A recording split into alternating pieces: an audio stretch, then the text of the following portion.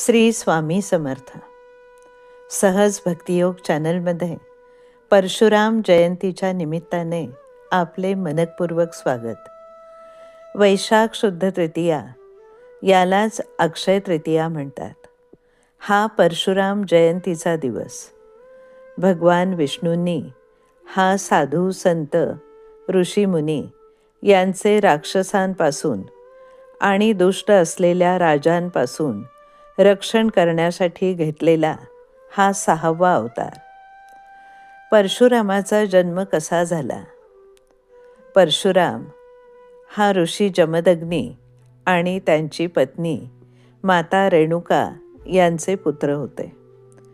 जमदग्नी जसे कठोर तपस्वी होते, तशीच रेणुका माता अत्यंत पतिव्रता होती. त्यांचा पुत्र परशुराम आपल्या वडिलांप्रमाणेच तपस्वी होता. त्याने अनेक विद्या आत्मसात केलेल्या होत्या. ब्राह्मण असूनही क्षत्रियांचे सर्व गुण त्याच्यात होते. शंकराकडून त्यांनी परशु हे अस्त्र मिळवले होते. परशुराम ब्राह्मतेजाने संपन्न असा अतिशय पराक्रमी योद्धा होता. त्या काळी पृथ्वीवर क्षत्रिय राजा सहस्त्रार्जुन याने अत्याचार सुरू केले होते. एकदा तो जमदग्नींच्या आश्रमात आला. जमदग्नींनी त्याचे यथोचित आतिथ्य केले.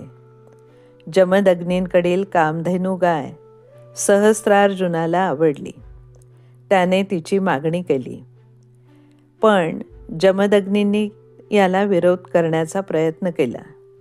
सहस्त्रार्जुन क्रूर होताच, पण रागीटही होता. त्याला ही गोष्ट आवडली नाही. त्याने शस्त्राने जमदग्नींवर वार करण्यास सुरुवात केली.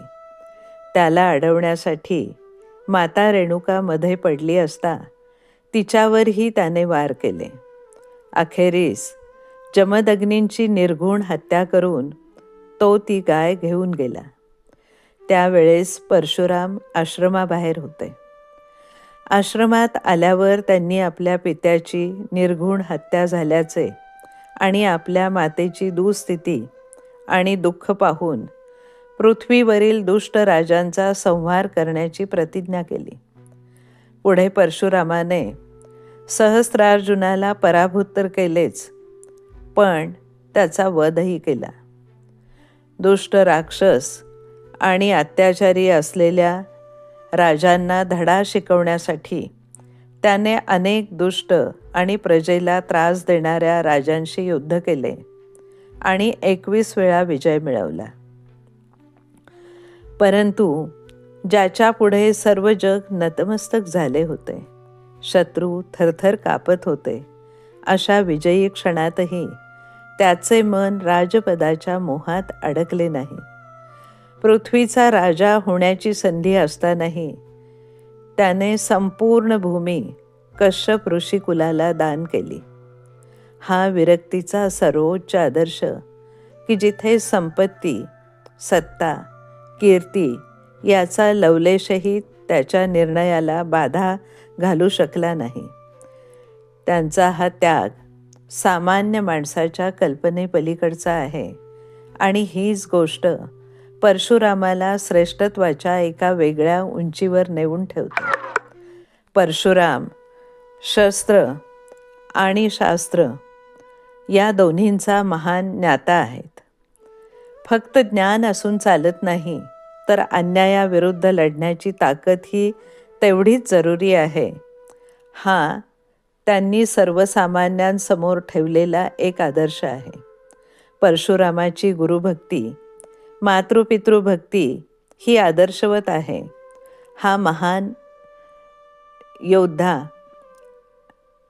आणि ज्ञाता विष्णूंचा 6वा अंश अवतार समजला जातो. म्हणजे विष्णूच्या अंशातून त्यांचा जन्म झाला होता, असे भागवत पुराणात म्हटले आहे. दक्षिण भारतात गोवा, कर्नाटक, केरळ, कोकण, भारतातील समुद्रालगतच्या राज्यात परशुराम पूजनाचं एक वेगळंच रूप दिसतं. पुराण कथेनुसार परशुरामांनी जिंकलेली पृथ्वीवरील सर्व भूमी कश्यप ऋषींना दान केल्याने त्यांना भूमीवर राहण्यासाठी जमीन उरली नाही. म्हणून आपल्या परशुने समुद्र मागे हटवून त्यांनी कोकण या प्रदेशाची निर्मिती केली आणि महेंद्रगिरी पर्वतावर ते तपश्चर्येस निघून गेले, अशी पुराणकथा आहे. त्यामुळे परशुरामाला सप्त कोकणांचा देव असेही म्हटले जाते. भारतात सर्वत्र समुद्रालगतच्या राज्यात परशुरामांची मंदिरे आणि त्यांचे असंख्य भक्त आहेत.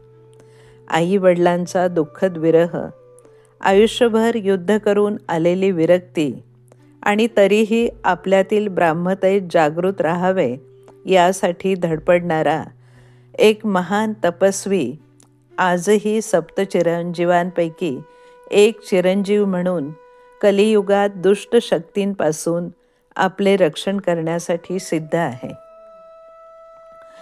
कल्की परशुरामात शस्त्रविद्याम अवापश्यती असा कल्की पुराण आणि भविष्य पुराणातील उल्लेख स्पष्ट करतो की परशुराम अजूनही जीवित असून कलियुगाच्या शेवटी ते श्री कल्की अवताराला शस्त्रविद्या शिकवण्यासाठी पुन्हा समोर येतील.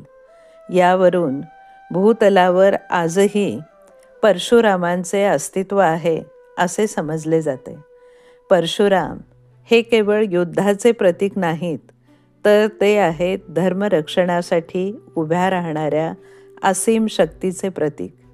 त्यामुळे जवळपास मंदिर असेल तर मंदिरात जाऊन परशुराम पूजन करावे, अथवा घरी परशुरामाचे पूजन, मंत्र, स्तोत्र, नामजप करून परशुरामाचे स्मरण करावे, त्यांचे चरित्र वाचावे. हा दिवस त्यांच्याप्रती कृतज्ञतापूर्वक भक्ती करण्याचा आहे. त्यामुळे अन्यायाविरुद्ध उभे राहण्याचे बळ आपल्याला मिळते. परशुराम उपासनेने शत्रूवर विजय, पराक्रम, आत्मसंयम प्राप्त होतो असे मानले जाते. अशा प्रकारे अक्षय तृतीयेच्या दिवशी केलेली परशुराम उपासना अक्षय पुण्यकारक ठरते असे मानले जाते. आपल्याला अक्षय पुण्य करण्यासाठी पुन्हा एकदा अनेक शुभेच्छा. पुन्हा भेटूया याच महिन्यात वैशाख भाग 3 मध्ये गोविंदराज प्रकट दिनाच्या दिवशी. धन्यवाद.